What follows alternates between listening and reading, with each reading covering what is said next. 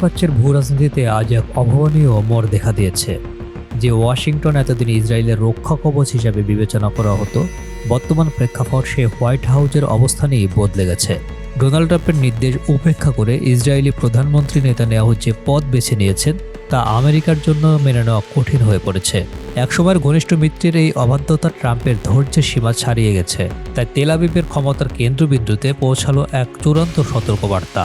নেতানিয়াহুর কর্মকাণ্ড এখন আমেরিকার রোষানলে। ট্রাম্পের বার্তাটি অত্যন্ত কঠোর এবং স্পষ্ট। আগামী 24 ঘন্টার মধ্যে লেবাননের ইসরায়েলি সামরিক অভিযান পুরোপুরি বন্ধ করতে হবে, নতুবা ইসরায়েলকে থামানোর জন্য আমেরিকা এবং ইরান যৌথভাবে যে কোনো কঠোর পদক্ষেপ নিতে দ্বিধা করবে না। বিশ্লেষকদের মতে হোয়াইট হাউস এখন ইসরায়েলকে কঠোর নিয়ন্ত্রণে আনতে বদ্ধপরিকর।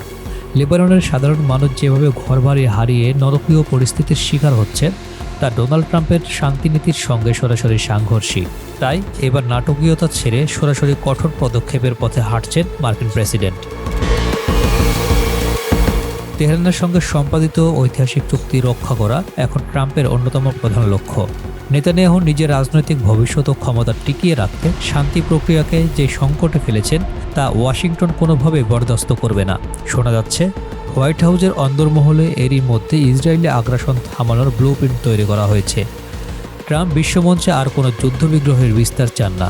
এই উদ্দেশ্য পূরণে প্রয়োজনে তিনি ইতিহাসের সবচেয়ে কঠোর সিদ্ধান্ত নিতেও পিছপা হবেন না বলে ইঙ্গিত মিলছে।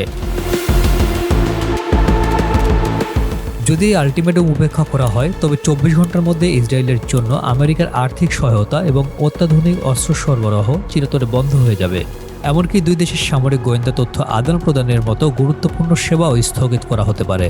সামরিক পর্যবেক্ষকের ভাষ্যমতে আমেরিকার সামরিক ও আর্থিক মদত ছাড়া ইসরায়েলি দীর্ঘমেয়াদী যুদ্ধ চালানো প্রায় অসম্ভব।